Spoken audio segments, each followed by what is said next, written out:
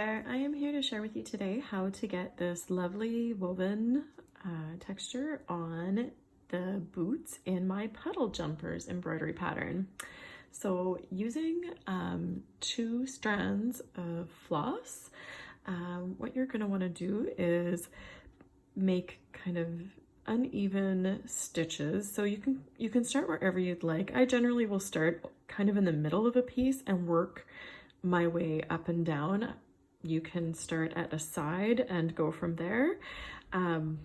So you can see I'm bringing my needle through here. With this type of stitch, what I like to do, I like to make my stitches about a couple millimeters long, and each stitch is actually going to be kind of a different length. I try not to make them the exact same length just because I want them to be a little bit staggered, and it makes it easier for the next set of stitches if these ones are not super even. Okay, just a second, I've got a knot under here already. How does that happen, right? Oh, there we go. Okay. All right, so as you can see, I'm working nice and close to my edge here. And I'm just bringing my stitches just a touch further apart than I would on a regular type of fill stitch, because I actually really like the looks of these ones when they have a little bit of a gap between them. And so I'm going to work between 4 and 5 stitches depending on the shape here. That one I think I'm just going to leave with 4 because they're kind of a larger stitch. And then what I'm going to do, my next set of stitches, I'm going to work them in a completely different direction. So I'm actually going to work them going straight down here now.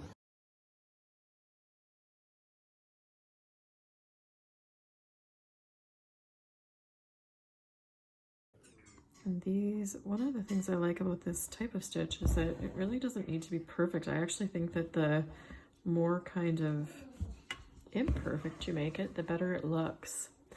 So this one I'm going to do 5. Those are a little bit further apart than maybe I would like, so you can always add another stitch in there afterwards if you feel so inclined, but I don't really think it's necessary. Okay, so now I'm going to start kind of my next section where I'm going to work again in an opposite direction here.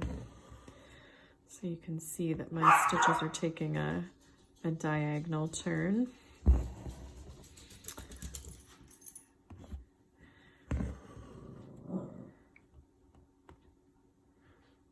Hi, Julie. So you can kind of see that I'm forming my line here for my next grouping of stitches. My next ones from here are going to be kind of a straight down almost. So you can see that these stitches are all different sizes, but it's going to set me up right now to go straight down in this section here. Okay. And so I feel like with this style of stitch, the more random, the better. I don't try to make them perfect, which is a practice for me because I like things to be straight and even and perfect. But in this case, I am creating them so that they are quite random, and that's the beauty of it. Okay, so you can kind of see I'm tracing around where my hearts are. When you create this pattern, it's kind of your choice if you actually even want to do the hearts. I thought they were kind of cute. So you can see on this side here, I filled them afterwards and I went over and over them just to give them more dimension and make them pop up compared to the texture on the boot itself. Actually, you know what? I'm not going to do that stitch right now because I realized I wanted to make that line on the side of there before I do that one. So I'll come back to that one afterwards here. We're going to fill in this little gap here. So that one is a good one to do kind of a straight across stitch. And again, I think that the key to these ones is just simply work in as much of a different direction with each kind of grouping as you can. And it can be a little bit tricky at first to figure out what the best way to do that is. Instead of just going like up and down or side to side, getting your diagonals and stuff to kind of work together. It can be a little bit tricky, but one of the things with embroidery is that if you don't really like how it's turning out, you can just cut the stitches out and try again. I did that a number of times while I was figuring out how I wanted this to look. And I bet you can't even tell where. So, all right, so we're gonna come down on a bit of a diagonal this way now. And so you can make your stitches slightly longer, slightly shorter, whatever you want. This part of the boot too, you can always just fill it using a satin stitch if you'd prefer, or a back stitch of some sort if you want to make it more consistent. There's lots of different fill methods. You could fill them with French knots if you wanted. You could leave them unfilled and just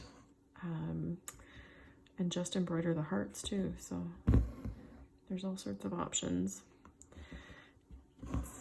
You get to do whatever you want, and isn't that fun? All right, so as you can see, when I finish one section, I usually just start working similar, like in a similar vicinity to that section. And I try not to make the same stitch that I have super close to it. Like this one, I feel like my angle is fairly similar to that one, so I'm actually skewing these stitches now so that they're gonna go down a little bit further on a bit of an angle, just so that it's not like two up and down sections right side by side. Again, I feel like the joy of these ones are the randomness of it. So if you have too many that are similar side by side, I don't think that that looks quite as nice. But okay, so that's a fairly small one. We're gonna go, let's do an across one. Let's go straight here. A little bit of an up angle perhaps. So anyways, yeah, that's all there is to this stitch. You just keep going, keep filling the space, and then once I get to a point, I'll just start working from the top or from the bottom or into those spaces that I haven't worked yet. And there's really, like, you don't have to follow from the top to the bottom or side to side. You can kind of go wherever you want with it and just have fun. Let it be as free form as you want it to be. And in this case here, actually, this is a good example. Around this little heart here, I'm actually gonna do just one little stitch that's gonna bring it into the center of the heart, and it will kind of fall in line with that guy there, so that's good.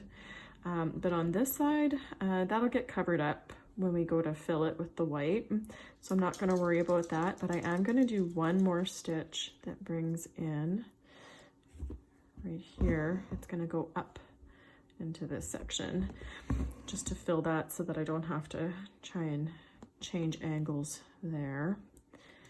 But I am gonna do, for this part here, I'll make them kind of come back towards the back of the boot on a different angle.